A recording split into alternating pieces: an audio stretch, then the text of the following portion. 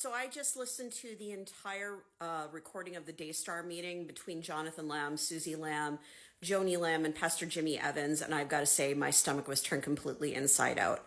It was the most egregious example of spiritual abuse, narcissistic behavior, and gaslighting that I've ever heard. It's one of the most egregious. It's available on the Royce Report on YouTube if you want to go listen to it. Massive trigger warning though.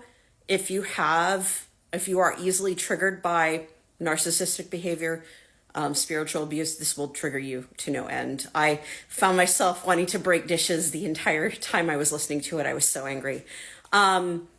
It's basically, the whole thing started over Suzy refusing to read a fake comment about Joni's new husband, Doug, on air.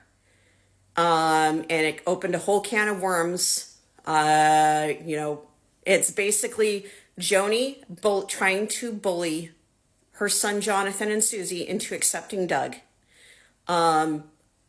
and using her authority at Daystar to make this happen. And Jimmy Evans, who I argue was actually even worse than Joni was, kept on saying, you need to submit to her. She's God's authority here at Daystar. You need to submit to her. You need to please her.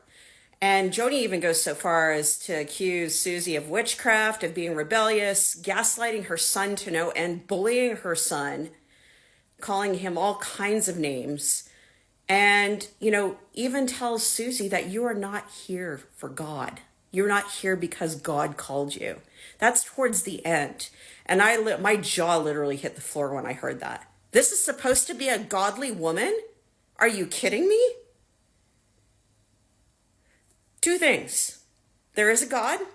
You ain't him, honey.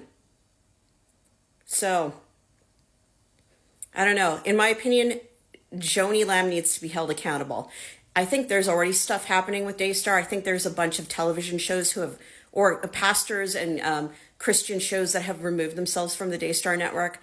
I don't know. I think there's also something else going on regarding a alleged essay cover-up regarding Jonathan and Suzy's daughter, and another family member at Daystar.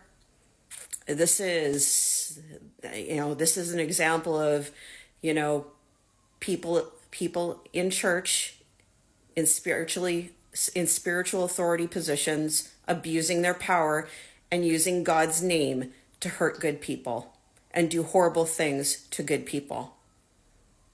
They need to be held accountable for this. This is ridiculous.